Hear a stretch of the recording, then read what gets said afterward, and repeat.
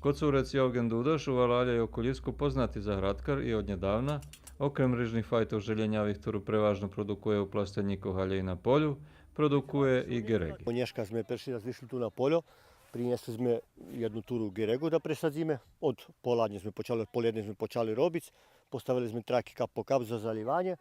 Evo, teraz tu ženy i chlopi robia, to ti presadzujú, to ti pravia dziri jedni, zahrebujú i každý má svoju robotu.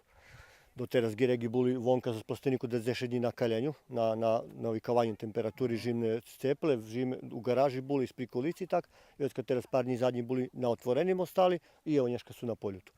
Teraz nas davame še njivu takih veliki dižiljevo žimi, že da nam pohubi, da še nije pohoreli vodaca.